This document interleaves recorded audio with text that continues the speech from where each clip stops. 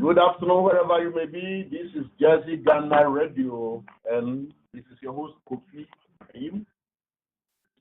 We'll be joined in momentarily by the co-host, who is Dr. Kwame Akonor, and I think we have our producer also here. We do this weekly, each and every week, from 2 to 4. We do intellectual discourse, anything Africa. That is all that is about Africa and Africans. And by Africa, we go by the definition of Peter Tosh. No matter wherever you are from, so long as you are black, you are an African. And that is what we do here. We are going to do 2 in 1 today. The first part from 2 to 3, it's going to be migration of Africa across the Mediterranean Sea to Europe and elsewhere. Migration of Africans across the Mediterranean Sea to Europe and elsewhere. And with that, we have 2 guests, Mr. Lawrence Freeman, who is a political economic analyst for Africa. And Mr. Freeman was a journalist for a long time in Africa, so he knows Africa very, very, very well. And then the other guest to discuss this is our own Mr. Sammy Disu, who is a digital media journalist and also a community organizer. He was one time a journalist for the Sahara Reporters Media Group, and also served as the communication manager for the Black Institute, which is a non-profit organization that advocates for people of color in the area of immigration and economic justice. So Mr. Disu is all well versed in the subject that we are going to discuss. And our third guest is, of course, you, our listeners, wherever you may be, from the United States of America, North America, South America, the Caribbean, of course, Africa itself. We are going to discuss this thing and this disturbing phenomena which has been plaguing Africa for a long, long time. Before we do that, we have 2 quick community announcements, and especially this actually is for Ghanaians back home. We are doing this because we have listeners from Ghana who we know some listen to this religiously, and we want to share some information with them. If you are listening and you live in Ghana, please have the information that the Confanochi Teaching Hospital, which is based in Kumasi, would be having a group of surgeons from the United States, and they will be conducting free surgery from November 10th to November 21st at the Confanochi Hospital in Kumasi, Ghana. So for those of our listeners in Ghana, please spread the word, let them know that something like that is going to happen next month. And right here in the state of New Jersey, the city of Newark, where Jersey Ghana Radio is located, from November 16th to November 20th, there will be a conference of the State of the Black World Conference, the 4th of its kind.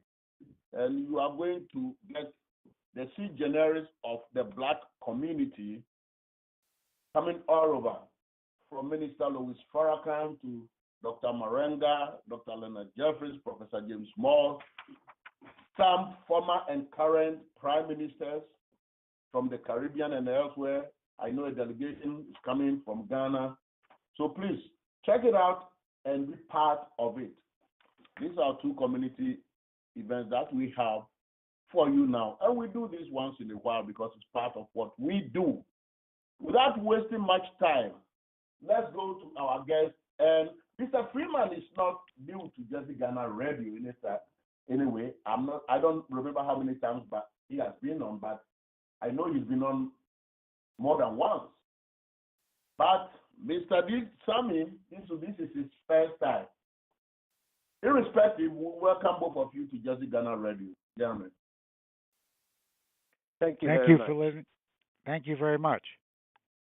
Without wasting much time, migration of Africans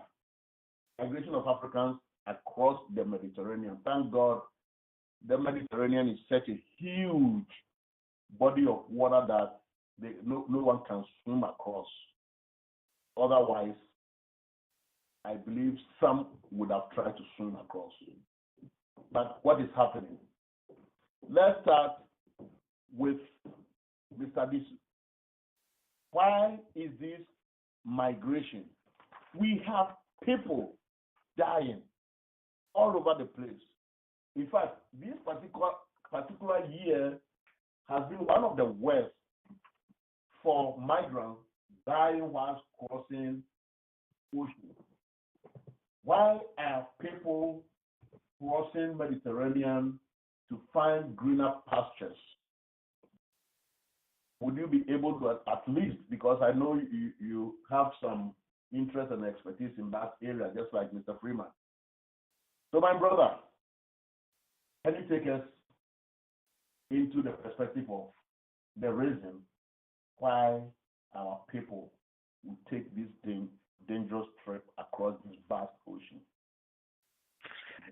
Yes, Mr. Kofi, thank you very much for the introduction.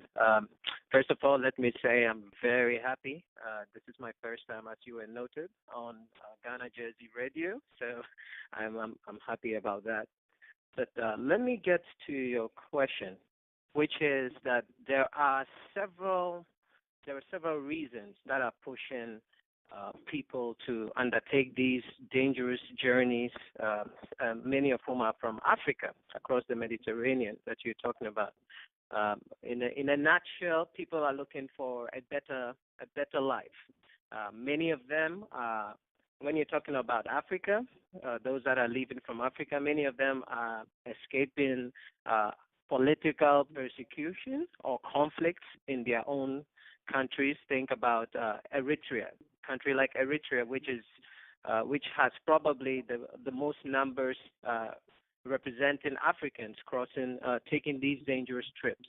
They have a repressive government under the president Isaias Afwerki, and many young Eritreans would rather make these kinds of very harrowing trips across the Mediterranean rather than stay in their home country where they are forced into military service, conscription.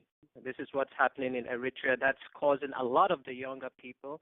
But of course, there are many from the same country of Eritrea which are making this trip because of economic reasons, just looking for a better life somewhere where they can send, some money back home to their families. And this is just one country, Eritrea. Of course, there are many countries. As you know, Libya has been in political turmoil since the ouster of Muammar Gaddafi, and so that country has essentially become the biggest staging point for these trips going from Africa into especially Europe, because there's just no security and government control of what's happening.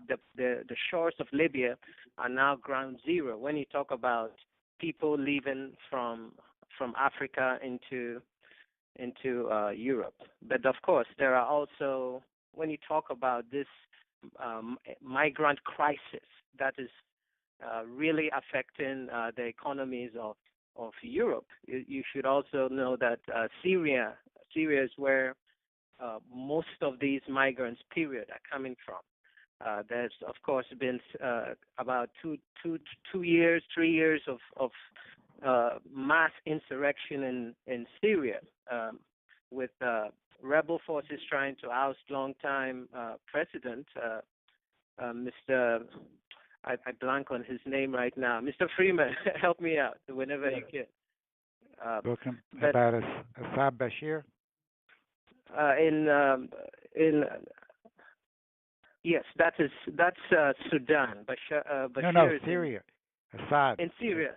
Assad. Yes, thank you very much, Mr. Assad. So, this is where most of the country people actually are coming from. When we talk about the migrant crisis, it's not African anymore. It used to be before the Syrian crisis that they were coming from Africa, but now it's mostly from the Middle East, particularly Syria.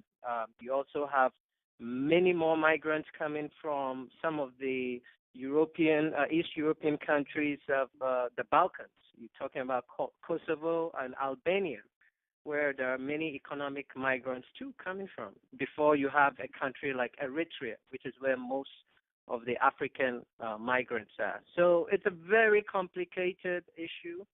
I will cede some time to you. Yes, Mr. Freeman. I think that you're seeing two causes which are related in terms of the migrant crisis. I mean, one is that this is in part the result of what the West has been advocating and carrying out for a number of years in terms of the regime change policy. We saw the regime change policy in Libya. We've seen it. We saw it in Iraq.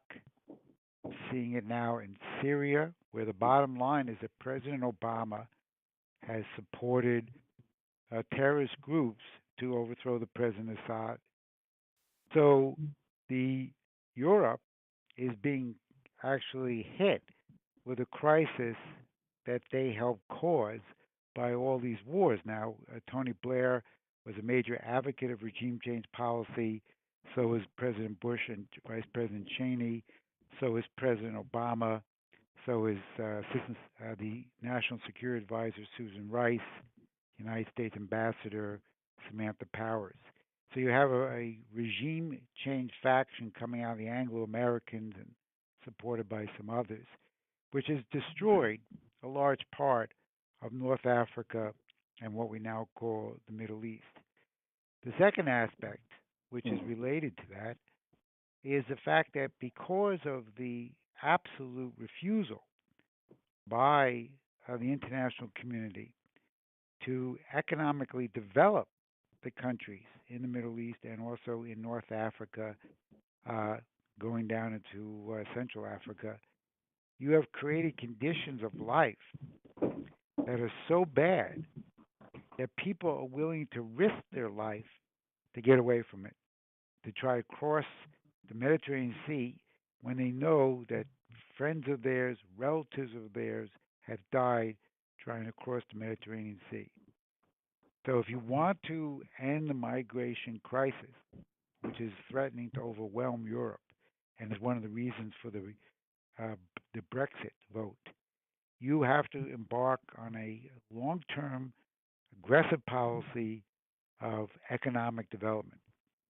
And what the United States and the West should be doing is they should be joining the Chinese-led One Belt, One Road economic development program.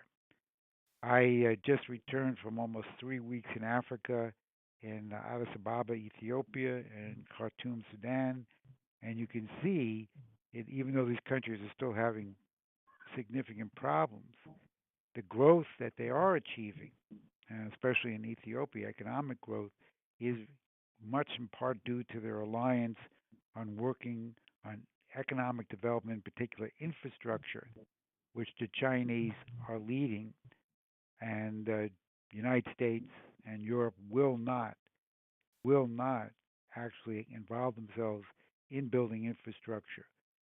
And if you don't have economic development in Africa and the Middle East, then you probably will never solve the migrant problem. Well, you just break my brains now, Mr. Freeman. So, in a sense, what you are saying is that changes, government changes caused by U.S. and maybe the West in general, is a facilitator of migration of these people. We have to understand it's not only Africans, like both of them alluded to. In fact, we have Syrians coming like there is no tomorrow, maybe even competing with Africans. And from what Larry just explained, part of it is due to government changes that has been caused by the U.S. and other interested parties. Now, that is given. He also made a point that to stem this migration, maybe the powers that be, the Western powers, should join in the efforts of the Chinese to try to stabilize the economy of Africa so it can grow. Granted. How about other African countries where there have not been changes in government, but their people are still taking this perilous journey across the Mediterranean Sea? Who are, any of you can, any of you can answer that. Mr. Freeman, Mr. Disu. I'll jump in right there. This is Sammy. And this is something that actually you touched on, which I was dying to also touch on, which is it's not only the countries where some of these West-inspired regime changes are causing this crisis, but we also have significant numbers of migrants coming from countries which are relatively at peace at the moment. So it points to the failing or the lack of the ability for economy in general from Africa to produce enough employment opportunities and just a vision of a viable future, which is also causing this crisis and mass movement of people from Africa. So in the end of the day, I also like to ascribe to the notion that we have to put some of the quite a bit of the responsibility for what's happening on the African leadership themselves. I think it's very significant that we need to recognize the role that these neoliberal policies in general that we're talking about, how they are actually damaging and reducing Africa's abilities to actually develop viable and vibrant economies. But at the end of the day, it's 2016. And I'd like to see more from our own leaders in really coming up with plans to jumpstart and kickstart many of our economies, our industrial bases, to create the kinds of long-term opportunities and scopes for people to think about staying in Africa. This is we've lost, as you know, the brain drain is also something that affects Africa. It's not just that Africa is a net creditor, which is giving out much more investment to the rest of the world outside than it receives in the way of loans, especially. It's time that we found different ways of being better managers and stewards of our economies and our resources, so that we're not remaining helpless and silent on the issue when we talk about migrant crisis, as if it's a European issue alone. We really have to look and start working at the root causes of instability and also economic underperformance, which is a problem for many African countries. So what you are saying is you just added economic hardship as one of the reasons. So we have economic hardships, lack of development, and maybe this disruption in government that's caused by the West. I'm not sure whether 60607 want to make any contribution. The caller with the last four digits 00607. If you want to make any contribution, please, you are free to do that. If you want to listen, it's okay. The number is very familiar, so it's very likely that it's been one of our regular guests. By the way, okay. But what beats my imagination is that Africans have been migrating to Europe for a long time, taking, ships, some stowing away, and some, planes, some going by trains, through maybe former communist countries. But now all of a sudden, they're going across the Mediterranean. And I think the Mediterranean is a navigable sea. Why is the journey, all of a sudden, the journey so dangerous?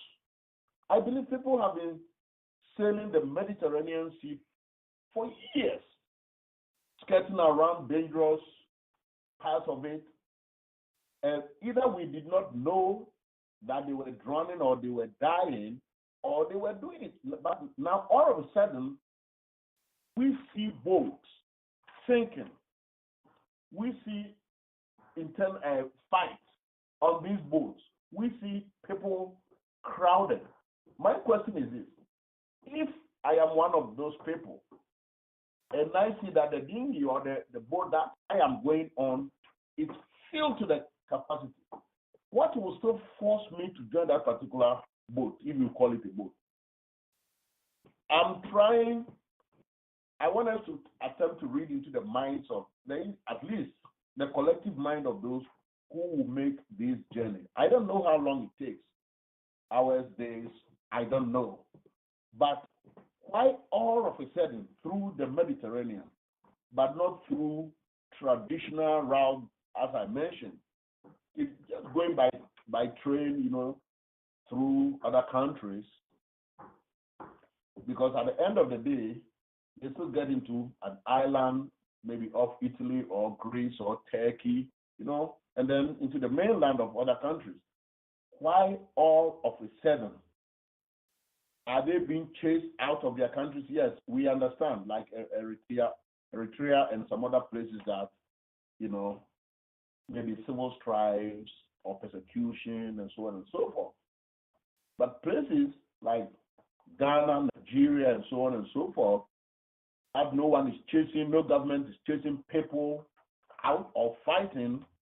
Why would their people still make a journey? You take, for example, from Ghana, going across the desert, spending some days on the shores of the Mediterranean, trying to locate the appropriate middle man or middle person to pay him or her, and then getting on probably a non-seaworthy boat or canoe to cross. Why would they do that? Can you help me here? Well, I wouldn't do it. You've made the point yourself, essentially, in what you just said, because nobody will take that journey that knows that it's life-threatening unless they're in absolutely desperate conditions. And we've never seen, there's been migration, but we've never seen this level of people risking their lives to get out of Africa, because the conditions that they live in are so bad that they are willing to take that risk. And without the unnecessary, totally politically unnecessary overthrow of President Gaddafi, you would not probably even see this level, because Libya has become a major transport point across the Mediterranean. And in fact, the overthrow of Gaddafi contributed to the problem by spreading terrorists throughout North Africa, including into northern Mali including into helping Boko Haram in northeast Nigeria. So the conditions have been made much worse over the last several years. But it goes to the underlying point that if what does Africa need to develop? Africa must have infrastructure. Nothing will take place on the level necessary to uplift the people out of poverty unless we actually have investment in infrastructure, in energy, in high speed rail transportation, road development, water management. I mean, the Chinese have actually lifted 600 million people out of poverty. And at the last G20 meeting, the President Xi Jinping said we want to lift Africans out of poverty. Many of the African nations have not taken the willful steps to develop their infrastructure and their economy, and they need help. They need assistance to do it. The colonial powers made sure there was no infrastructure. And then after colonialism, the neo-colonial powers around the World Bank and the IMF and the financial institutions in the City of London have no desire to develop. The United States has no vision, none, for actual development of Africa. You take a country like Nigeria. Nigeria's situation has gotten far worse, even though I believe President Buhari is a good person and wants to do the right thing. I know him for many years. The situation in Nigeria is very bad because there's no infrastructure, no jobs for young people. 70 million young people in Nigeria. And the informal economy is employing more than the majority of people. And that's already shows you the problem. In Ethiopia, because of the leadership of Meles Zenawi, they are actually taking certain measures to actually build up their infrastructure. I was just there, I think, on the first week in October, where we had a ceremony of the inauguration of the first train run by electricity from Addis to Djibouti, which basically breaks the landlocked surroundings of Ethiopia. And this is the first train of that nature, and we should have had 50 years ago in East-West Railroad. If we had these projects, there's a water project called Transaqua to take water from the Congo River and build a canal to take river to the Chari River to refurbish Lake Chad. You would transform the Lake Chad Basin. You would undermine the efforts of Boko Haram in northeast Nigeria because people would have jobs and young people wouldn't have to join Boko Haram to make money. There's all kinds of potentials. None of it's been done. None of it's been done. It should have been done 50 years ago. It has to be done now. And until we address these fundamental problems, the conditions of life for many, many people in Africa, and it's going to get worse as population grows, are so bad that they are in fact willing to risk their lives. And that should tell us how wrong our policies have been that we've reached this point, but now we should change them.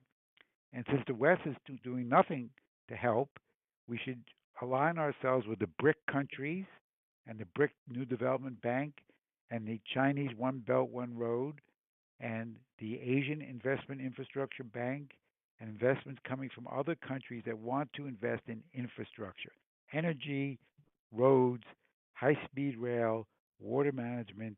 This is the essential for Africa to develop and begin to eliminate poverty. You know, you said something which is very profound, and I've been pondering over it. And I think you are right. If Gaddafi was still alive, there was no way, absolutely no way, that Libya would have been an exit point for some of these migrants to sail across the Mediterranean. No way, absolutely.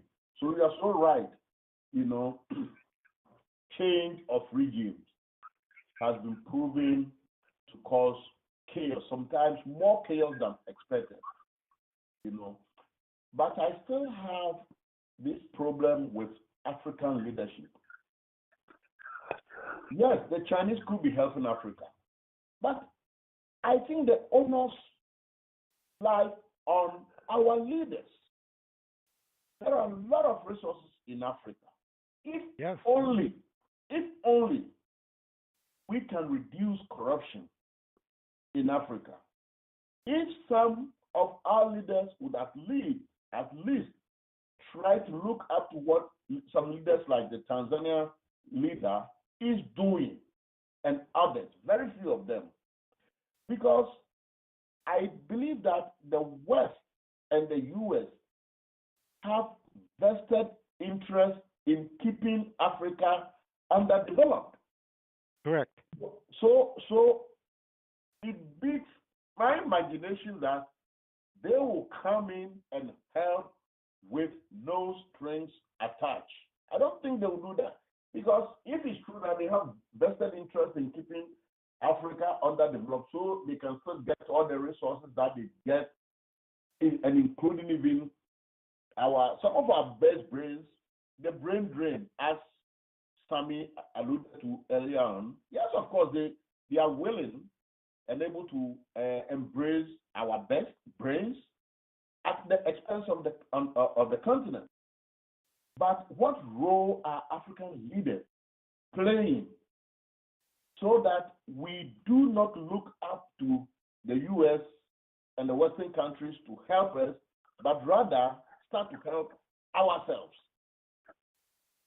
If we don't do that, this condition will only get worse, because eventually it's going to swallow most people.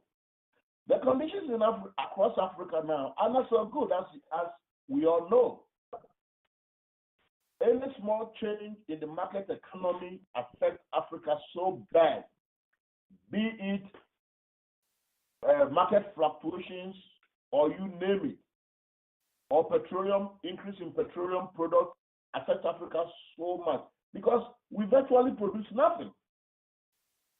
And like you say, I believe the river Congo has so much volume of water, more than the Nile, that empties into the sea, that what Larry was saying earlier on, a canal could be constructed straight from there, all the way up. And I don't know where the government of Egypt has gone as far with this, because I knew that there was very, very serious consideration of doing that. Creating an artificial, like the Suez Canal was done, and the Panama Canal, because the Congo empties itself into the sea with volume of water far much more than the Nile River. So they could divert it.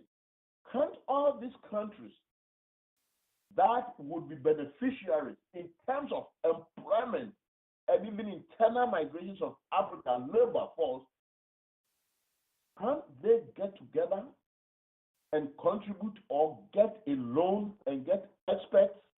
Africa has experts now almost in every field to take this project to lift at least Africa up, so that from that part of Africa to the northern part and beyond, river transport can easily connect the African countries.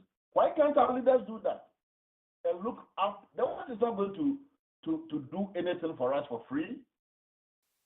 So my question is, what can we do to make our leaders go back to the basics and start to think about their people? You see, Kofi, that's really the $1 million question. Which it's a simple question, really. The answer is relatively simple. African leadership can actually decide to come together in a continent of 1 billion people with all of the human resources as well as the natural resources to actually for the benefit of the continent. We could be doing things much differently, but because of corruption, because of significant external influences that do not want to see that happen, we are still in the same situation. So it's it seems to be that, after decades, after colonialism ended, we are still searching for that sense of revolution, which will empower the masses to decide not to accept the status quo that is being pushed on them by the international community in general and through our local leaders.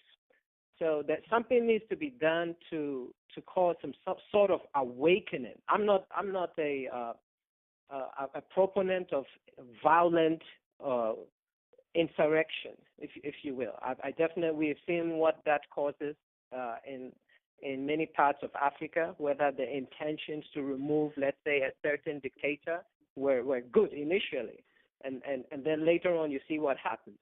But we really are in need of some sort of a change in thinking, a serious change in direction in how we value ourselves on the continent, because it's frankly, it's not just very sad, it's also embarrassing that we have a continent as wealthy as Africa, and you have this migrant crisis, and the discussion, the global conversations on what to do about stemming the flow of people moving to Europe is being handled exclusively, essentially, in Europe.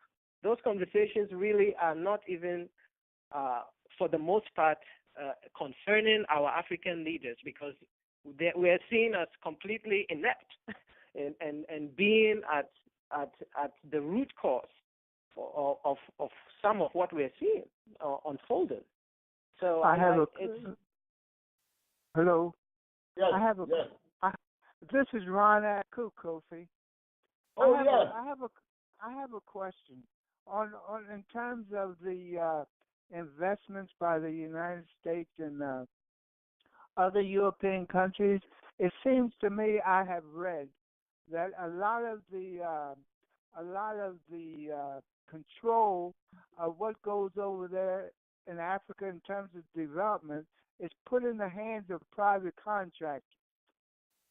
And what happens with private contractors is they are the ones who start bribing these leaders and giving them things that make them concern themselves about themselves only.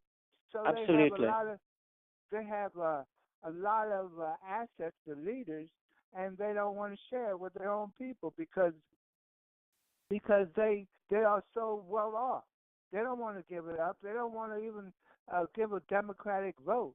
So it seems to me that if the United States, which China is probably not allowing private contractors to do anything in Ethiopia. There's probably a government-controlled development, but the United States puts it in the hands of private contractors, and they just bribe these leaders, and that's it. It doesn't go any further than the leaders. Apple, not that I'm laughing at what you are saying, but it's embarrassing. And you're right. The contractors come in most African countries, and they bribe the leadership. They bribe the leadership.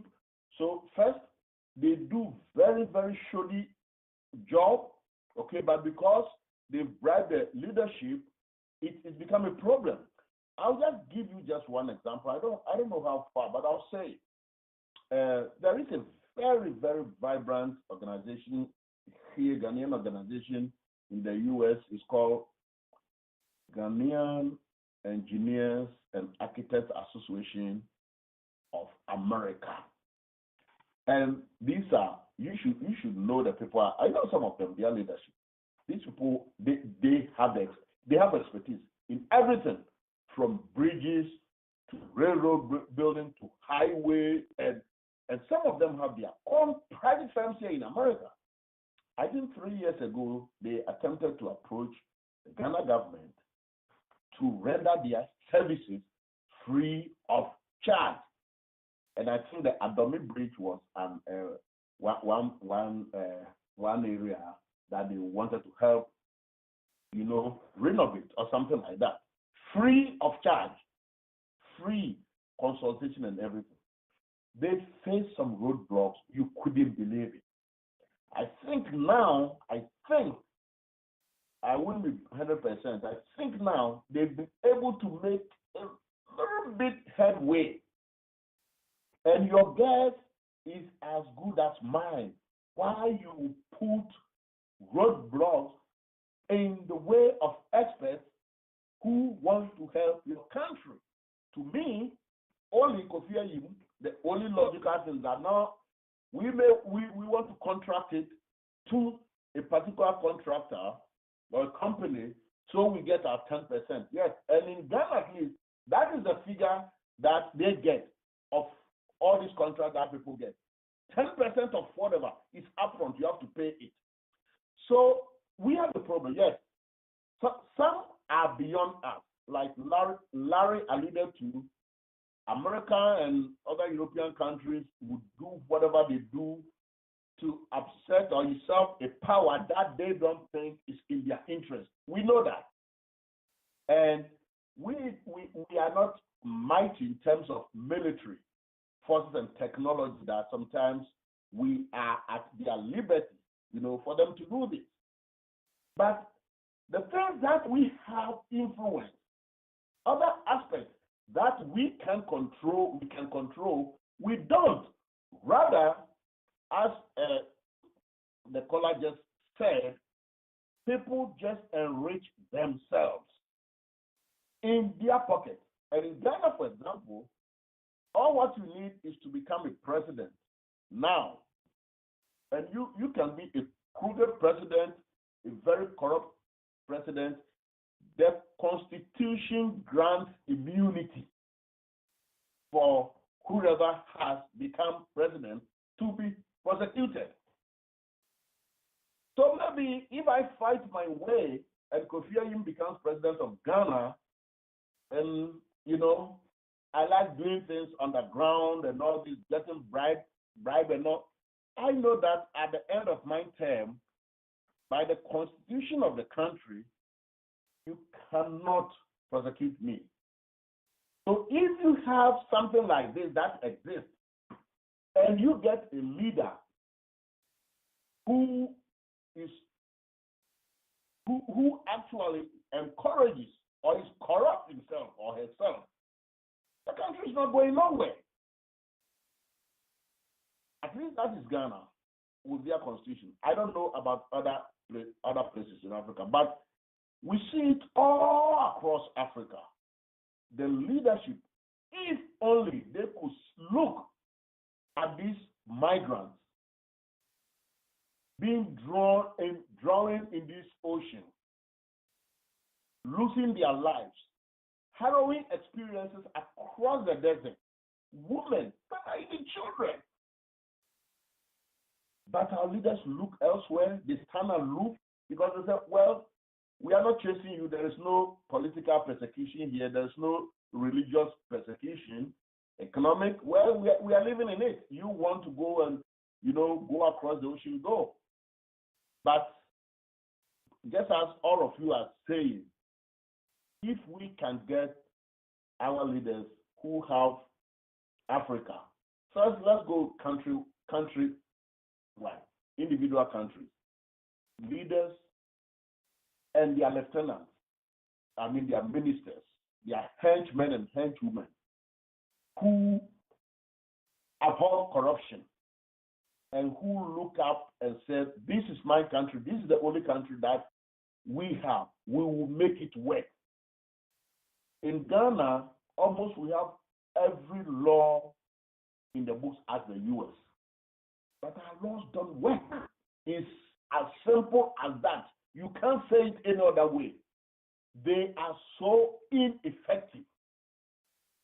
So ineffective. And Brother Kofi. Yes. I just want to ask the two panelists a question. Is there any way we can look at possible means of resolving these problems? Do we have any chance of resolving them on our own, at least, if not with external support? we got I think 30 minutes to go. So go ahead, please, whoever wants to. Well, we do. We can do it. The idea we have to mobilize ourselves and all well-meaning groups and parties and leaders to come together on essential infrastructure projects that would be transformative. If you had an east-west railroad, which we should have had 100 years ago, Africa would not look like what it does today. If this Transaqua project had been developed 35 years ago when it was first put forth, Central African Republic, the Congo, the Lake Chad Basin would look totally different. The potential of Africa in land, water, people, resources is enormous. And the fact is that we're clear that the West has no desire, none, to develop any of these areas. And in fact, the latest discussions of the Europeans was they will give more aid money to African countries if they control their migration to Europe. Well, that's a joke. That's not going to happen. That's not going to do anything. You have to actually turn Africa into a garden of development, and there is the opportunity to do this. What is required is credits because these are long-term and expensive projects. The African currencies have been weakened. You look at the Ethiopian currency, you look at the Nigerian currency, devalued over 100%. So there are mechanisms now coming out of the One Belt, One Road, and all the countries are part of that, to actually come together, put these projects on the table, determine how they're going to be funded, set deadlines and timetables for their completion. And this is a way of bringing African countries to unite together to develop the people, all human beings. No matter where we're born or what nationality, we're all the same. We have the same universal quality of creative development of our minds. And all countries, if they're sovereign nations and not manipulated from the outside, they have the same interest to develop their people. So we can unite together for the common aims of mankind. And we could, in a generation or two, we could see progress in the years ahead. And in generations, we could see a totally transformed African continent as it approaches 2.5 or so billion people. But there's the potential in land and water is so rich that Africa could be a net exporter of food, and we can eliminate hunger on the continent. All this is possible if we mobilize ourselves and our leaders to do this and work together in this direction with those countries around the world that share a common interest with us. When you say that unite, what is the African Union? What is that doing? Isn't that a United African Country Group? Yes, but the African Union has many. Some of the plans I looked at for 20,063 are okay. Some are not. But the problem is the African Union is weak, and it doesn't have. It's been kept weak by the Western countries, and the Americans and the Europeans invest very, very little, and if they invest anything at all, they have a whole series of conditionalities. So they made very clear that they're not interested in development. They haven't been for 40 or 50 years. The last interested president was John Kennedy, working with Kwame and Nkrumah on developing the Great Volta Project. And that's been the last great project that a U.S. president has worked with a African president on.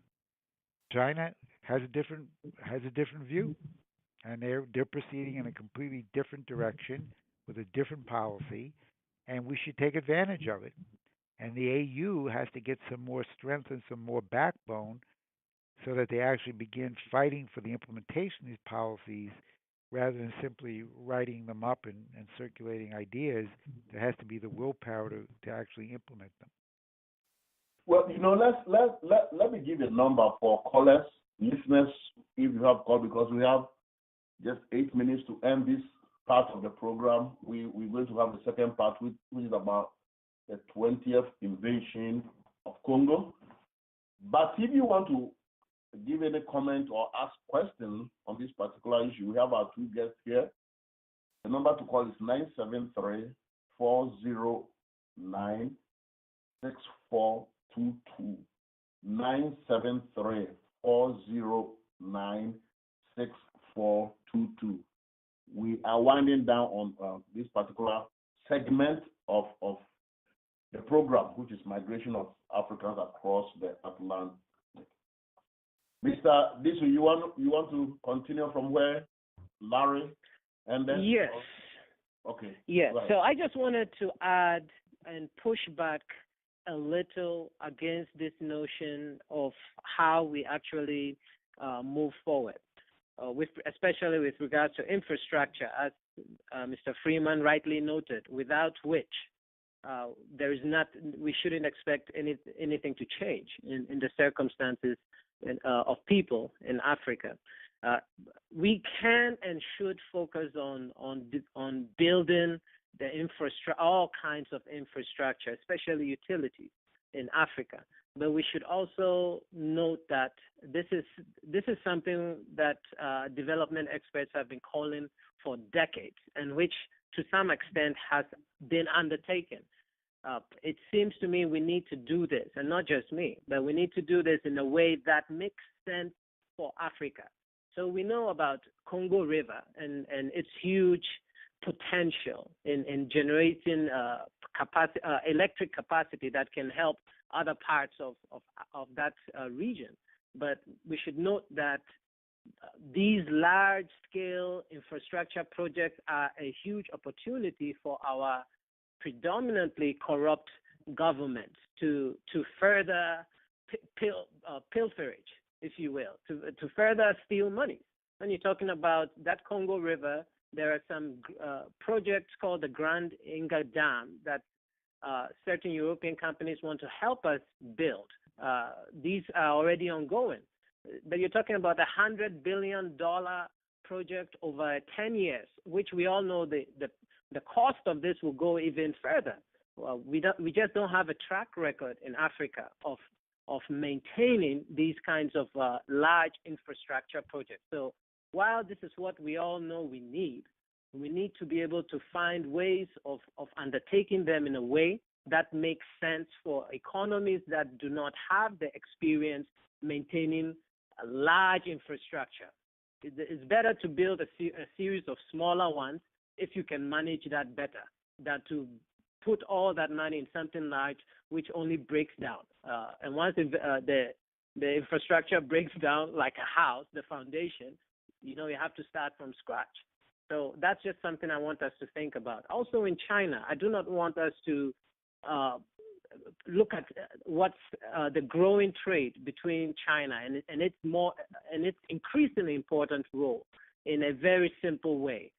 The Chinese are still going to do things that make sense for them. In many of the projects they're undertaking across Africa, including in Southern Africa, they're actually bringing and shipping in people to do manual labor, things that, and this is in a continent that we say we have unemployment.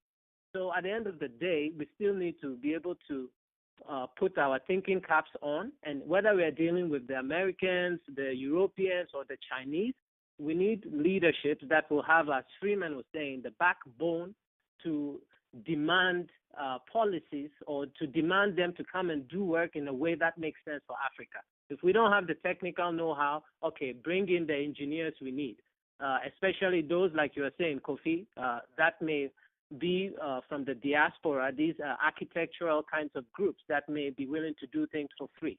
But we shouldn't be allowing China to bring their human laborers to come and labor in a continent where we need so much work, So we have to do things that make sense for our development needs. We can't be proceeding in the way that we've been doing without results for decades now.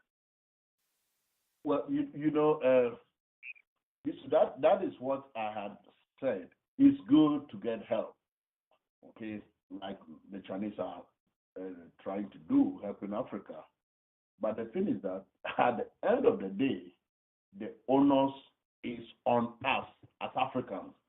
I don't believe the Chinese would do things for us entirely for free. I mean, apart from contracts and all these things, no. They also have their vested interest in us, but at least they are doing something. But for the total benefit of the continent of Africa, Africans must take the initiative and do the work themselves. Yes, we've helped here and there. We haven't reached the technology of where West, China, Japan, and so on and so forth, South Korea are. So we will need their help. But just as you said, to bring in your manual workers to come and work and construct maybe a super highway, what is the sense? You build it there. We want people to get work. We want people to be retrained. Now, when you bring in your labor, all kinds of labor, technical know-how, expertise, and manual hard work, you bring them from outside. How are our people going to be retrained in this aspect? So the onus is on us. We have to be conscious. We have to be aware that no one is going to help Africa except Africans. It's just as simple as that, because the help that we will get from wherever is not going to be entirely free, even of course with African contractors, but use them. They have the expertise. I was so proud when I think some couple of weeks ago, I found out that one of the founders of fiber optic was a Ghanaian. And I was so happy. I heard a clip. He was being interviewed at a function, a Ghanaian function. And what I'm trying to say is that we have experts all across Africa.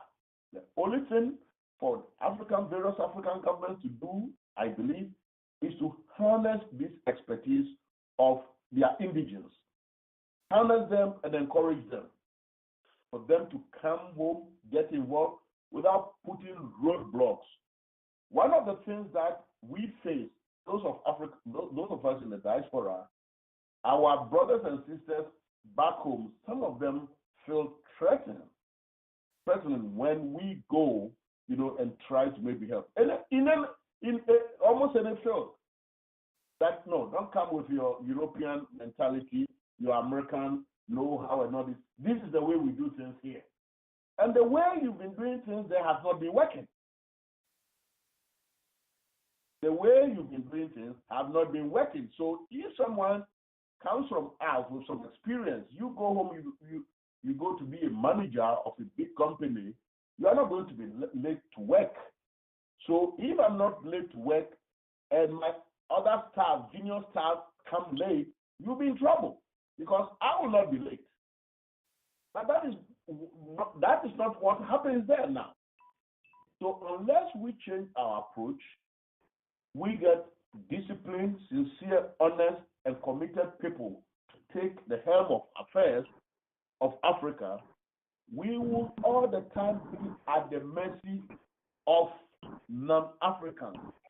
That is so simple and straightforward. 9734096422. As well, our time is even up. So you know what? Let's get concluding remarks. Larry, I know you have to go, and Mr. Disu too. So Larry, let's get your concluding remark on this 1 hour segment. And then we'll go to Mr. Disu, and we went down and get to our next theme where we have Claude already with us now. He will also not stay for long. But Larry, let's go ahead and get your concluding remark on this particular segment. The question facing Africa now is whether we're going to take advantage of a new dynamic that we're seeing around the world outside of the Western countries. I would call it a new paradigm. And this new paradigm gives us the potential for actually carrying out the kind of economic policies that we should have been carrying out all along in Africa. And I think that we should not miss this opportunity that we have. And Africans have to play a dominant role. They have to fight for their development. But as the Chinese have said, what you have is that they're discussing a win-win policy. They develop, they benefit, African countries to benefit. Absolutely, we should have labor, African labor developed and trained. You're seeing more and more. I've seen it when in my last trips to Sudan and to Ethiopia, where you're seeing more and more of the people involved in the work are being Africans and are being trained. I think the Chinese have realized that the initial policy of not using labor was African labor was a mistake. So now we have the potential, and we have to make sure that we don't miss this opportunity. Africa needs hundreds of thousands of megawatts of electricity. They will not be built by the private sector. They will not come from solar power, wind power. They will come from online grid projects such as nuclear energy, hydroelectric. We have to embark on bold, visionary programs. I don't think most people thought that the Ethiopians could build the Grand Renaissance Dam that would give them the 6,000 megawatts of power in a couple of years. I don't know if people thought they could build this railroad with the Chinese, which I rode on for a few kilometers. This is the direction we have to go. And any resistance to this kind of transformative infrastructure projects, we're just not going to it's not going to lead to progress. We can talk about it, we can say things, but unless we actually begin building these transformative infrastructure projects, if we're not going to change the situation in Africa. And in fact, it could get worse. The lack of electrical power in Nigeria is actually threatening one of the largest country in Africa is in danger because actually it does not have the capability to actually provide power to its people and jobs.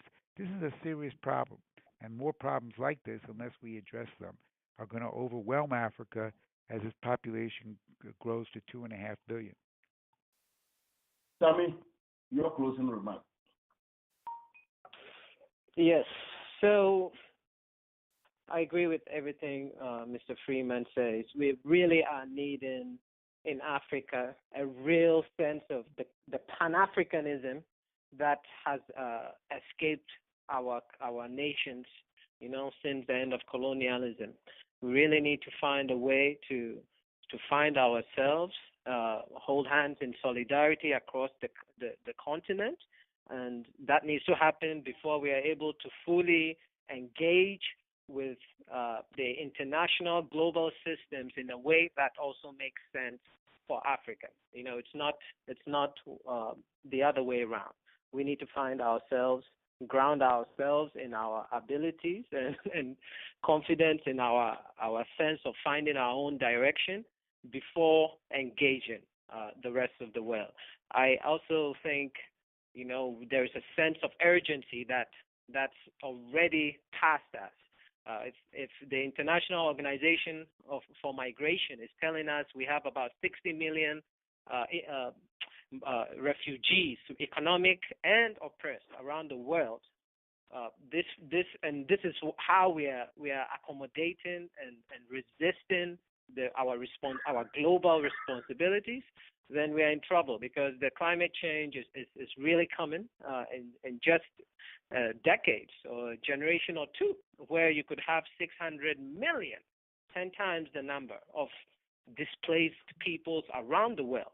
If Europe is fighting, taking in a million refugees or so each year, that is just going to be like peanuts, with what we might be facing in little time. So we have to all your listeners on Ghana Jersey Radio, we need to all just stay involved, engaged, and ready to do our own part in making sure that Africa begins to represent its needs much more effectively. Well, Sadick, as a producer, you go ahead. You know how to thank them before we jump to the next segment. It's all yours, Sadick. Thank them for us. Well, gentlemen, thank you very much for the insight into the causes of these migration issues. We've learned a lot from you. The dynamics from the overthrow of Muammar al-Gaddafi in the Libyan part of the continent, the Chinese influence in supporting the infrastructural development, as both Mr. Freeman and Sammy have said. We are very grateful in every aspect of this intellectual discourse that you've enlightened us upon. We are looking forward to hosting you again some other time and giving you even a much bigger time to really expand on some of the things that we've not been able to touch on. Africa needs you. Africa needs all of us. Africa needs a visionary system, a revolutionary uplift, and we are looking up to you as change makers to lead us into the next level. So, gentlemen, thank you. We will be with you again. Thank you very much. I enjoyed the show. Thank you. Well, Sadick, Thank you. let's take just one commercial break, and then we jump. I'll see Claude already on there, and then we go to the next segment. But our commercial break is also important to sponsor this program for us. Where is it now? Let's get it done here.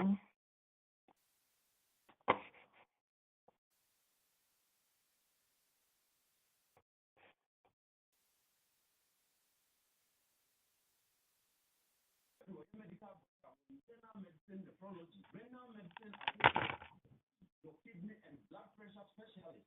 Only the beginning of 108 South Mill Avenue, NJ 07018 973-674-8100. Fax 973-674-8400. And now 745 Northfield Avenue, Lower West Level, West Orange, NJ 07052 973-731-3800. Fax 973-731-3881. Email kidneydoctor@slink.net. Andrew Badu and the Impact Week. Well, we thank our sponsor, Dr. Andrew Badu of Freeman Medicine, who is a heart specialist and also a nephrologist. Let's go back and Sadick. I think we have Claude only for now, so you would welcome. Do the. Oh no, we have both of them here, so we are not going to play any music because I know Brother Milton has to leave a little bit early. So go ahead and do the introduction, Sadick. Thank you very much, Brother Kofi. We do have Brother Milton Alimadi from Black Star News and Brother Maurice from the Friends of Congo. Brother Milton is not new to this program. He's our senior brother, our mentor, and our teacher. So we know our panelists, our guests already know who he is. In terms of Brother Maurice is the executive director. Yeah, hello? Yes, right. It's Claude. No, it's Claude. Sadick. Oh, Brother Claude, welcome. I think we would let Brother Claude just kind of give us a brief introduction of himself so that our listeners would get to know who we are. Thank you. Yes, good afternoon. Thank you. My name is Claude Gatebuke. I am a survivor of the Rwandan genocide and the civil war that took place in Rwanda. I'm also a human rights advocate, executive director for the African Great Lakes Action Network. Well, thank you so much, gentlemen, Claude and Milton, like Sadick said, our senior brother is not new. He's the publisher of Black Star News, and also people don't know. I don't know whether he was with, but he's also a professor at ideally John Jay College.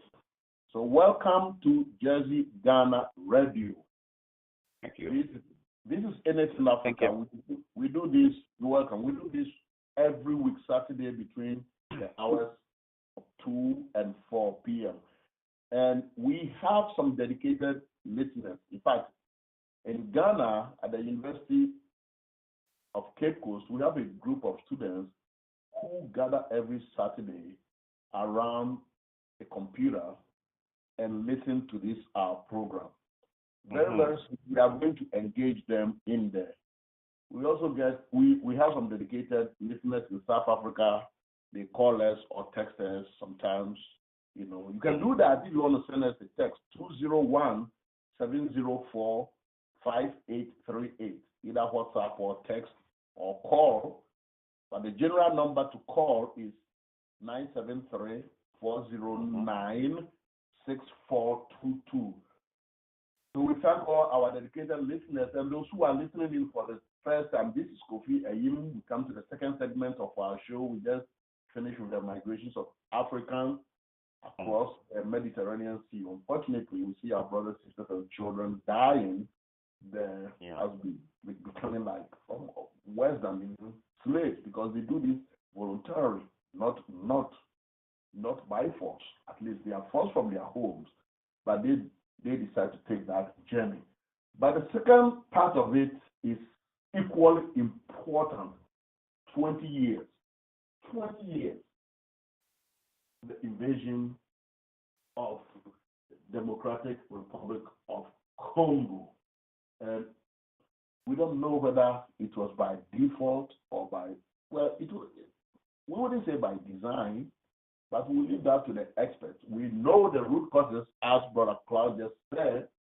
You know, if you remember 1994, the Rwanda genocide precipitated everything, and things just fell apart. So now, we will go to Brother Claude as he indicated. What exactly happened? For those of you 20 years ago who might not have known or heard much about it, most of us heard about the Rwandan genocide. That we know. But how about the invasion of Congo by sections of Rwanda and Ugandan forces? How many of us are very familiar with that? Africans invading Africa. Africans fighting Africans in this 21st century. Let's go to Brother Claude. He mentioned it, you saw it there. He has been a living witness of what happened. So maybe take us back to history. Brother Claude. Thank you so much. And thank you to the listeners.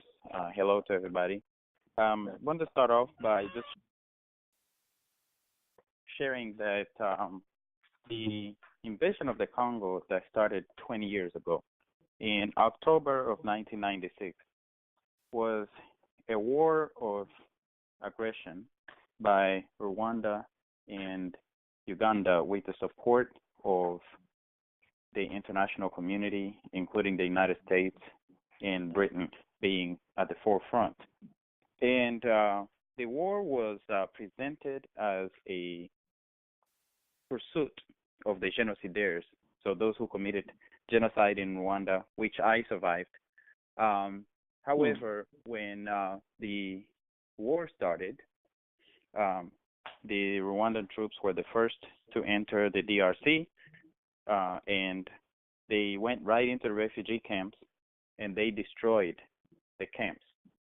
The people who were living there, to this day, the conservative estimate of the number of people killed with that invasion who were refugees, who were living in tent cities, who were destitute, mostly women and children. The conservative number of those who perished is 200,000. Not only did they go after them in the refugee camps, they pursue them across the Democratic Republic of Congo. The first or the second largest country in sub-Saharan Africa, thousands of miles away. And they continue to kill as many as they could in ways that is really difficult for anybody to digest. It was horrible. And there is a UN mapping report that was released in 2010. The UN mapping exercise report reported that Rwandan troops committed genocide in the Congo. Ugandan troops were also involved, and it got so ridiculous, the invasion of the Congo, that Rwanda in Uganda actually fought a war inside of the DRC in 2000, and thousands of people were killed.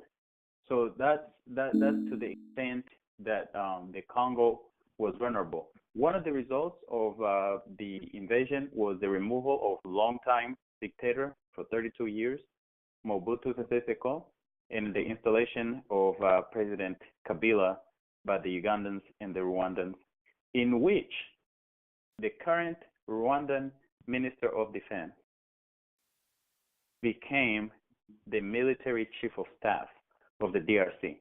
And he was originally part of the Ugandan military, and I believe Milton is probably going to speak on this. He was part of the Ugandan military that invaded Rwanda in 1990, led a war that sparked the genocide, then took over Rwanda, and he was an official in Rwanda, then invaded the Congo, and he became the chief of staff of the Congo. And even recent reports have shown that he continues to support and sponsor rebel groups that are coming into the Congo. But basically, in the end, the war turned out to not be a hunt for the genocidaires when they hunted down all the refugees.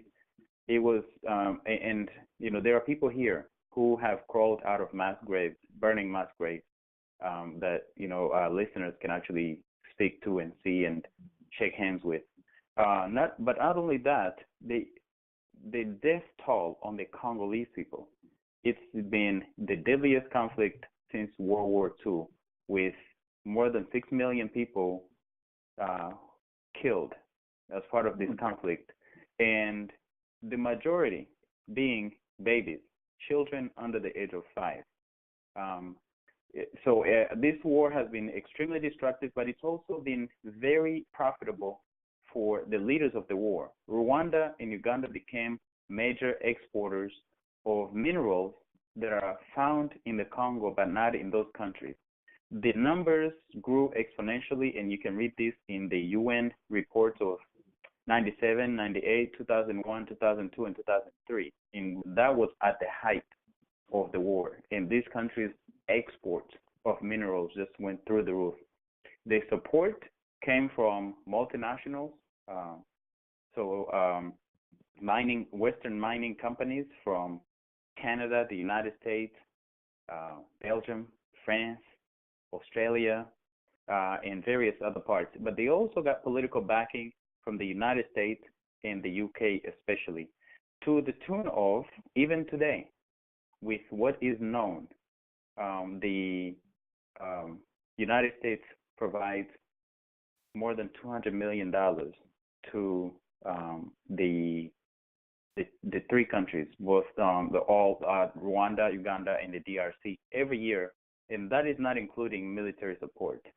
And there was actually a report I was reading the other day. I think Uganda's support is up to somewhere near $500 million when you include the military.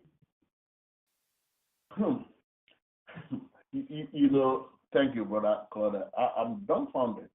But before we jump to our big brother, let me ask you a question, because events don't happen in isolation. They all the time happen in relation to other events. What brought about this war between the Tutsis and Hutus? Memory lane, just a brief summary. Yes. Because So I believe the that, the that that's what conflict, it was. Mm. yes, the conflict in Rwanda. I think what at least the listeners should take away, and also in the region, is way beyond Hutus and Tutsis, and that's the most simplified way of presenting it. But when you look at the majority, 90% of Hutus and Tutsis, they want nothing to do with this conflict. It is the elite and the power hungry that are pursuing power. And it started out with, when you look at Rwanda alone, the original inhabitants of Rwanda, the Twas, are only 1% of the population today. They are an endangered species, actually. They are listed as an endangered species in the world. And then the Hutus and the Tutsis came, and the Tutsis ruled the country for hundreds of years, at least 400 or 500 years. It was a monarchy, kings. The father dies, hands it over to the son hands it over to the grandson, and so on and so forth. And actually, the last king of Rwanda just passed away last week here in the United States. Oh. So when this last king who just died, was removed from power through a social revolution led by Hutus who were disgruntled with their exclusion in the ruling of Rwanda, it was bloody. It was violent. And he ran away with his family and some of the people who were part of his ruling class. And they fled to neighboring countries, Uganda having the most, Burundi, Tanzania, the DRC, and all over the world. And this was in 1959 to 61. 30 years later, the descendants of those who were kings and his rulers, those who went as children, for example, President Kagame of Rwanda, who is known as one of the most progressive leaders in the continent, mostly because people are unaware of his killings in the Congo, was a baby. And he was Uganda. 3 years old when he left, yes. And he started out as a child soldier with Museveni in Uganda, in which many of them did. And then they became official soldiers of Uganda when Museveni took over in 1986. And then they planned the invasion as part of the Ugandan military. Then they invaded Rwanda, committed massacres all over the country that led to the genocide. And that genocide, basically the massacres that Paul Kagame and the RPF and his soldiers were committing during the 4-year war from 1990 to 1994, made it easy for the extremist elements within the Hutus to say, look what the Tutsis are doing to us. Look what they're going to do to you when they take over. And it kind of just spread out and became an alarm to everyone in the population. And that's how the Hutus and Tutsis turned on each other. However, when you look at the community today, you're not going to see necessarily a conflict between Hutus and Tutsis. You're going to see a conflict between those who want power and use ethnicity as a way to rally people, or you'll see it as those who are standing against those type of atrocities. Yes. Oh, wow. Well, thank you so much for the history, short history, but deep, profound. Now let's go to Big Brother Milton. How did Uganda get involved in the first place? Okay. Well, first of all, thank you, all of you in the studio for hosting us. And thank you, Claude, who's a comrade and a friend. And we've been working on these issues for a long time together. I think what Claude did was gave you an excellent brief summary of the background that is rarely reported in all the articles you see in Western media about this conflict. I hope there's a way of actually transcribing today's presentation to make it available in a text form as well, so that people that don't listen to the show can at least read it and be informed by this very critical history and background. Because if you don't know this history, then the question you keep asking yourself is, why are Africans always killing other Africans? But it's not that simple. And Claude has now given you an explanation of all these hidden forces that are behind this conflict. So your question is, why is Uganda involved in this? But I think Claude has also answered part of that, because many of these young refugees, Kagame's contemporaries, they helped Museveni to win power in Uganda when they joined his guerrilla army as child soldiers, and they fought against President Milton Alimadi, who had been elected, and there was some dispute into whether the election had been free and fair in 1980. But Museveni himself had run in those elections, and I think his party won only 3 seats in a parliament of more than 100. In fact, it was claimed that the party that might have won, if it had not been Obote's party, which is the UPC, Uganda People's Congress, might have been the Democratic Party. But they took their seats in parliament as opposition. Museveni went to the bush and recruited many of these young refugees like Kagame, and they fought. Ultimately, they seized power in 1986. After they seized power, the refugees from Rwanda, like Kagame, started plotting. So, in fact, it was by design, because you asked that question at the beginning of the show. It was by design. They started planning to invade Rwanda, even though in Rwanda and Burundi, the Tutsi who had ruled as the monarchs, they make a smaller percentage of the population. I think, as Claude might correct us here, I think it's between 15 to 20%. So That's anyway, right. they seized power in 1994. But what Claude also pointed, and is rarely reported, that between 1990 and 1994, the Rwanda Patriotic Front, which is what they renamed themselves, even though the day before they invaded in 1990, they had all been members of the Ugandan army as soldiers and as officers in the Ugandan army. In fact, was Kagame a colonel or a major in Uganda's army? He was a major. He was a major, and he had been sent by the Ugandan government to be trained here in the United States. He was in training at the Fort Leavenworth Military Academy. And he left his training after the invasion in October 1990, because the first commander of the invasion, Fred Wigema, who had also been an officer in the Ugandan army, had been killed when they invaded Rwanda. So Kagame took over the command. But what Claude also pointed out is all the killings committed by the invading army under Kagame was not reported on. It was rarely mentioned in Western media between 1990 to 1994. So often when you hear the story, it starts in 1994 with the genocide. Everything, all the atrocities that happened before that is rarely reported. And in fact, for the benefit of your listeners, they should look at a documentary which they can see on YouTube called Rwanda's Untold Story. The documentary was produced by the BBC and made by the BBC.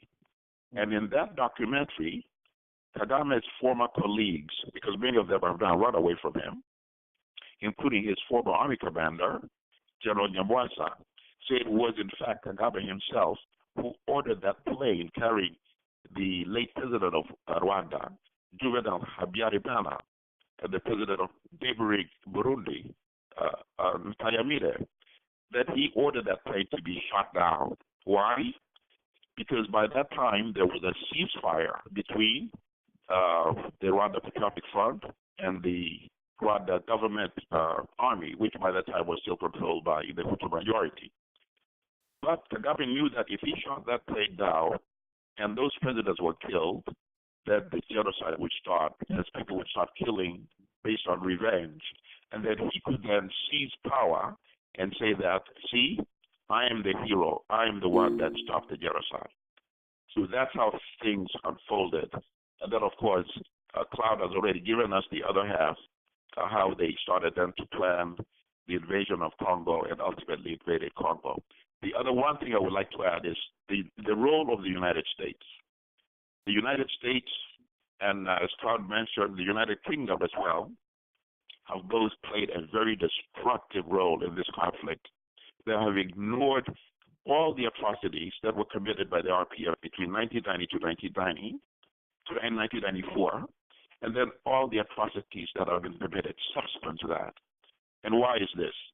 Because in Yoweri Museveni in Uganda and in Kagame in Rwanda, they have two puppets who fulfill any role the United States wants them to play in Africa.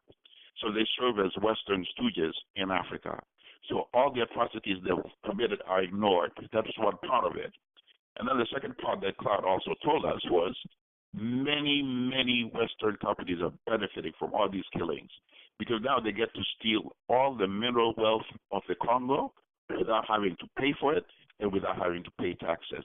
So Rwanda and Uganda are exporting minerals that they don't even produce. They don't produce coltan. They don't produce diamond. They don't produce gold, but they're exporting it from their country because with the assistance of the Western companies, they're stealing it from Rwanda. So between what I just said and what Claude told you, this is the untold part of the Rwanda tragedy. Millions of people have died, and the West pretend that they have no role in it, so that people only see and ask the question, oh, why are Africans killing themselves? You know, Brother Milton, we have all the time been saying this. We just said it on the first segment. The West has vested interest in keeping Africa underdeveloped. And during the time of slavery, we also know that the West would all the time try to play one against the other, so that if we are at each other's throat, we will not have the concentration, the commitment, and the strength to develop a given nation. And they are good at that. They did that at least in Ghana and so many places. And like Fela Kuti said, may his soul rest in peace, they all the time have some Africans that they can use. Yes. And turn against their own people. They sit in the comfort of their offices and homes in the White House, and wherever. What's the name of the French seat of the State Palace, I think, and in London, 10 Downing Street. 10 Downing Street, and then plan and plot so that they will use Africans, and the African leaders who have had their own mind and can think for themselves, they call them troublemakers because they will not give in and quota to their demand that you do this and do that. Of course, you look at the resources, the mineral resources in Congo. Right. So why should we leave them and the countries behind to grow in peace? Yep. And I hear what is the mineral that they use. Without them, the cell phones that we use cannot even function. They couldn't even make it. I've forgotten the name. What is that? That is coltan. In fact, yes, you should let Claude speak about the factory they're now building, not in Congo, but in Rwanda. Maybe Claude can discuss that. Right. There's a coltan processing factory or center that's being built in Rwanda. Again, this is a country that has none of it in its soil, and also a country that's been documented to when their soldiers, the Rwandan soldiers and the Ugandan soldiers, invaded the Congo on multiple occasions. When they took over towns, the first thing they would do was to go to the banks and take money and to go to the stocks of coffee and timber and all of the natural wealth of the Congo that was ready to be exported and take it for themselves and export it. And then the other thing they were doing was waiting for the miners when the miners finished mining, they would attack, take over the town, and take whatever they mined. And now here we have coltan processing in Rwanda, which back in 2000, there was actually a time when the air was so bad around the airport because there was so much transport and so much, sand and dirt that came off of these minerals that were coming into the airport in Rwanda, and they were doing some quick processing around the airport.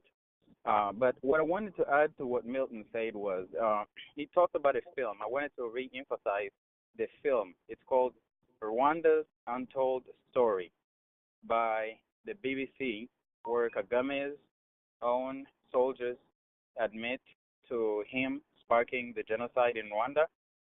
But the additional film I would like to recommend is Afrique en morceaux. Afrique en morceaux is Africa in pieces. And you have Kagame's generals, including General James Kabarebe, who's Rwanda's Minister of Defense, bragging about the invasion of the Congo, talking about how they planned it and what they did. And this is in the film. You can see it for yourself. And it talks about, so when you look at both films and you look at the Rwanda and the Rwandan genocide, and you connect the dot of how they invaded the Congo, claiming to pursue those who committed genocide in Rwanda, and you look at the film Africa Morceau and see the generals from Rwanda brag about what they did in the Congo, then I think it puts the picture is even a little bit more complete. Well, let's see. We have a contributor here, I believe, with the last 4 digits, 2944. Hello? Morris. Hello? Hello, Morris? I was just trying to bring you on live, but whenever you're ready, please let us know who is calling from Washington, D.C. Morris, if you want to you want to contribute, fine, please just let us know, and we will hook you up with it. Let me ask you this question, both of you. So what happened to the Sun City Agreement? Was it something that was worth it? Did it cease? Did it bring peace eventually? You mean which agreement? There was April 2002, and I believe it was between Rwanda and Congo in Pretoria. They had signed an agreement to end the war. Right. Right. That was, I think you're referring to the time when Zimbabwe and Angola were also involved, and they were supporting Kabila. Mm-hmm. And, the senior Kabila, Laurent Kabila, eventually was killed. Yeah, he was shot by a bodyguard, right? Yeah. Right. His son, Joseph, well, it's said, when Claude may clarify that, whether it's the adopted son, whether it's even his son, but referred to as his son anyway, he became president, and he's still the president today. So Angola and Zimbabwe were fighting to help him stay in power when Museveni in Uganda and Kagame in Rwanda were essentially trying to take over the country. And then, of course, there was sort of a stalemate with the invading armies of Rwanda and Uganda controlling most of the eastern part of the Congo.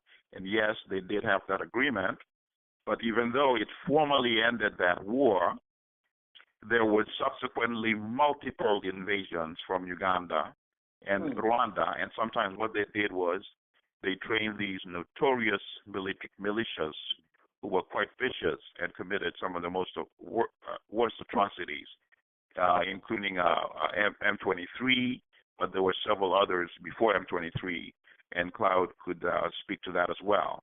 But another interesting point is this. Congo eventually took Uganda and Rwanda to the International Court of Justice, which is sometimes known as the World Court. And in 2005, the International Court of Justice actually returned with a judgment that was favorable to Congo and ordered Uganda to pay reparations ranging from $6 billion to $10 billion. Up to date, Uganda, number one, has not paid any of that money, and with interest, it could be more than $30 billion now. Number two, the government of Congo under Kabila has not even tried to enforce that judgment, which it could, because Uganda has assets overseas that it could put liens against. So it also shows you that the president of Congo is actually not working in the interest of the Congo. And Claude can elaborate a little bit about that. But one other final point. But Brother Milton, let me just make one final point quickly. Okay. What the Congo did was also took Uganda to the International Court of Justice, ICC. And you know the ICC does the criminal investigation, that's right? That's what I was going to ask, yes. And then what happened, according to an article in the Wall Street Journal on June 8, 2006, President Museveni of Uganda contacted Kofi Annan, who was then Secretary General of the UN, and told him to block that investigation. And the article said, Kofi Annan said, wait, I don't have the power to do this. But somebody must have blocked that investigation, because Museveni would have been indicted, because the International Court of Justice had already ruled on the civil part of it that Uganda and Rwanda were liable for the invasion. You know what? So that just gives you an example of to what extent they go to protecting Museveni and Kagame. That was exactly what I was trying to ask, and then we cross paths. Why aren't these people at the ICC? Exactly. So now you have your answer now, because they're being protected.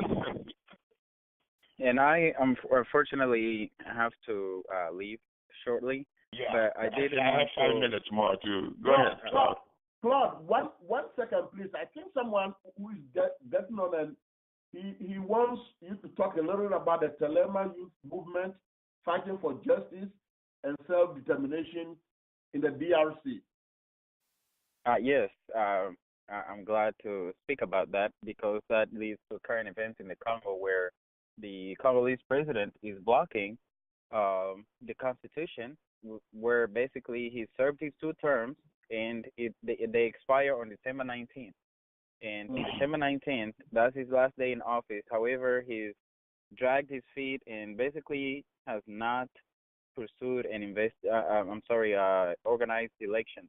The Telema movement is a youth-led movement that is connected countrywide and also worldwide, with young activists and also non-young activists.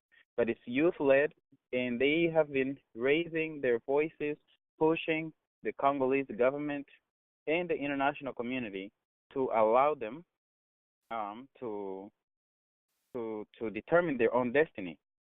And as a result, many of the members of this movement, including Jean-Marie Kalonji, have been imprisoned. Jean-Marie Kalonji was missing for months. The Congolese government claiming they don't know where he was at until recently, when he was released, and his spirit was unbroken. They've been organizing in Kinshasa, in Goma, and in Bukavu, and in various parts of the vast, large country, from the east to the west, and from the west to the east, and the north to the south. And it's a movement that I think everyone should follow by going to www.telema.org, and also by just following the hashtag Telema, and that's the letter T as in Tom, ELEMA, hashtag Telema, or just go to www.telema.org. Yes. In fact, I just got that from Morris that people interested and people who want to help, please just go to telema.org. That's telema.org, or you can Twitter #Telema, and then you can get more information. You have to contribute. You have to help, and it stands for Telema is what is it? Lingali, which means stand up or rise up. Basically, stand up for your right. I think both gentlemen, their time is up because they all have things to do, and we promise not to hold them. But you know what? We have to continue this discussion because we are here to learn, and we learn from our guests. Our guests try to educate us, to inform, and sometimes to entertain. Honestly, I've gotten so much insight. Right. Can I add one other point? Yes. Brother Kofi and Sadick, I think one thing we should start with and focus on in many of your shows, if I may just make a brotherly recommendation, is to always remind sisters and brothers in Africa and all over the world that we must keep insisting that we have the rule of law in African countries. And that must start with presidential term limits. At least in Ghana, I don't think people in Ghana would allow one person to be in power. Like in Uganda, we've had Museveni for 32 years now. Can you imagine? And he just stole election again in February. We must end this in Africa because that's how we foster impunity and violence and repression. When one dictator thinks he's president for life and that the whole country is only for his family and his friends. And with that, gentlemen, as we say, power. Thank you so much for hosting. And thank you, Brother Claude. Yes, thank you so much for the two of you. But we have to do this again. We have to continue again because we also understand that power corrupts and absolute power corrupts absolutely. And with that, we will be talking till 4 o'clock. The producer is here. You have the question. My friend just sent me a text from Brooklyn. My great friend, who is an attorney, he said, "Great show." But I thought you might have some comments. We still have some few minutes to go as we listen to some traditional African sounds. This is from the Pan-Africa Orchestra of Legon. And that's our sit tune, by the way, which is Yaya Kole. It is so good. People say that probably we will need to play more of those. But this is Jazzy Ghana Radio. We do this once every week. And we are open.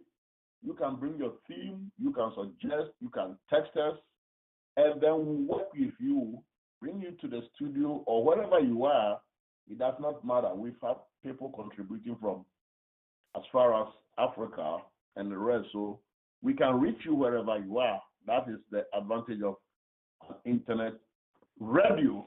So we can do what we do most. Let's listen to some music and then we'll come back and then get some closing remarks from our producer, young and dynamic Sadick Abubakar. Let's listen to some music before we go.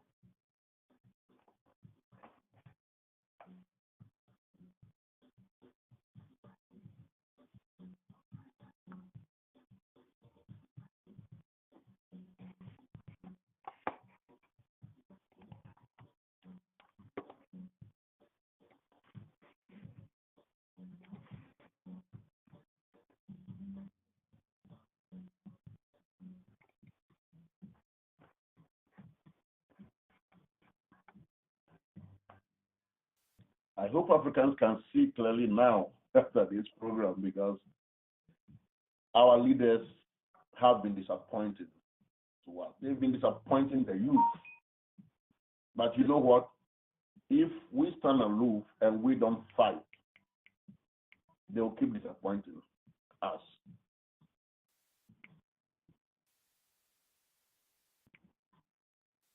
And a producer himself is very mesmerized about the information that we got today from these two gentlemen, and of course our previous gentlemen crossing of the Mediterranean.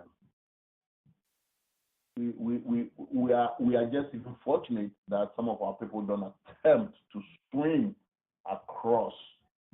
When life becomes so hopeless, when you don't value your life, you can do anything and everything to get out of the hole that you have been boxed in. Most of them due to African leadership. Our question is, what are you doing as an African? What is your contribution? It's not enough to have it all and sit in your house, your room, your closet, all by yourself and enjoy life. No. There are people who are looking up to you. You need to rise, you need to get up, you need to get involved. You don't zip it up. No, speak up. We have to look at the works of some of our great leaders. When Asante men were cowered by the British and they were all scared to fight, it was a woman, Yasantua, who rise and said, I am going to lead the war against the British, the Yasantua or War of 1900. And she did. She took up arms, her single barrel gun, and the men of Ashanti followed suit. So we're not talking just about men of Africa. Well, we have seen women now. We just heard the voice of Nigerian leader's wife, very vocal. Unprecedented in African and actually maybe Islamic culture.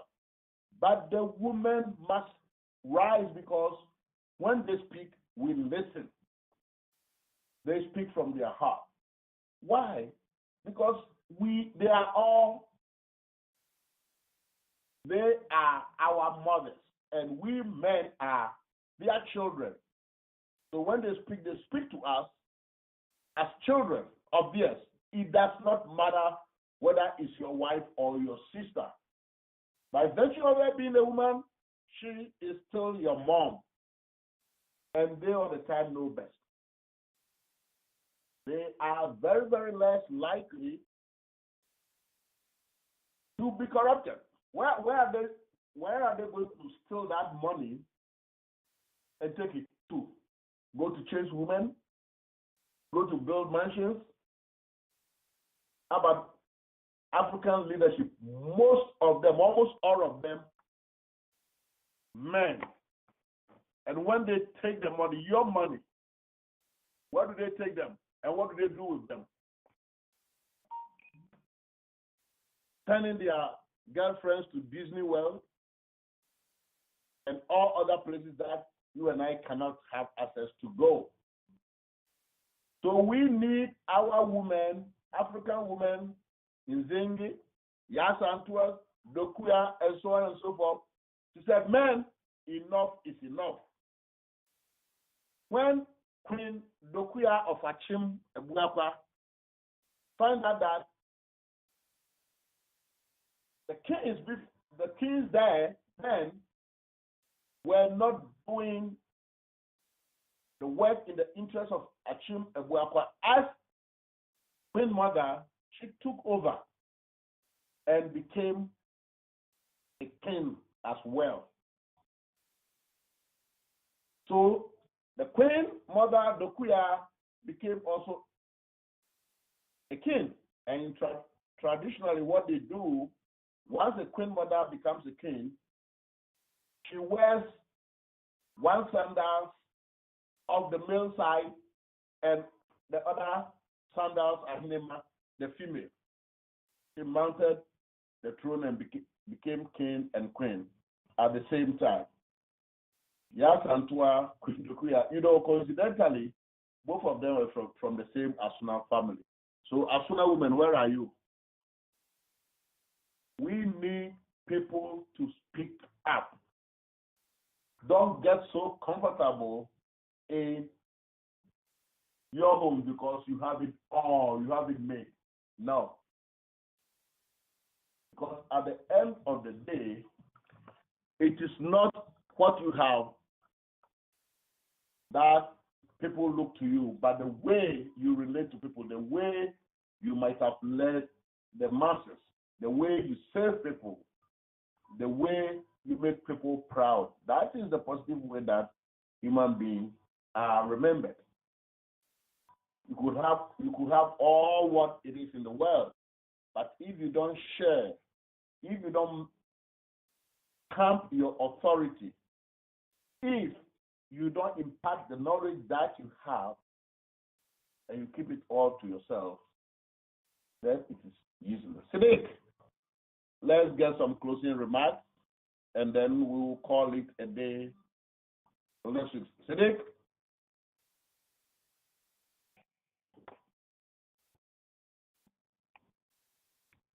Yes, Brother Kofi. Yes, I think let's do the music and then get some closing remarks from you, and then we will call it a day. But you know what? This all roads today lead to the Crown Plaza Hotel. Something big is happening from 8 p.m. to 2 a.m. And yours sincerely, Kofi Ayim, will be there. I'm going to be a co-host of a very big retirement party. The gate is free. You get there, you said you were asked to come courtesy of Kofi Ayim. Sadick, let's go. Let's get your closing remarks. Well, Brother Kofi, thank you very much, and thank you to our guests, Brother Freeman, Brother Sammy, Big Brother Milton, and Big Brother Claude. It's been, I don't know how to describe it. It's been well-packed set of information that I believe our listeners are very happy to have had for today. I was expecting something great, but I had something humongous, greater than what I was expecting. We thank you very much for being with us today. We want you to call in as listeners, so we can see how much what we're saying and what our guests are saying is impacting on your life. So we need to have some matrices for knowing how it's impacting you. So to our listeners around the world, thank you very much for today. Thank you for sharing this moment with us, and to all the technicians in the studio, we cannot do this without you. And to all our sponsors, we need you more. Thank you very much. You all have a great weekend. Yes, with that, we'll see you next week. Bye-bye.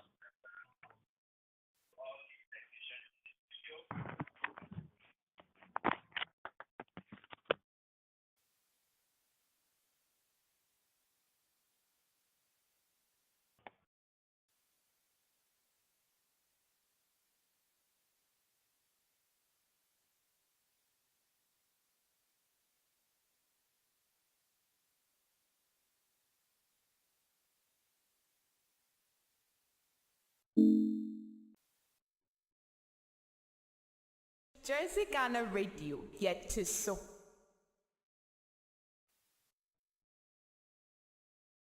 Jersey Ghana Radio, yet to so.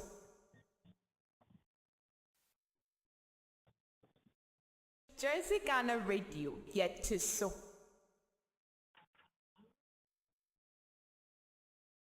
Jersey Ghana Radio, yet to so.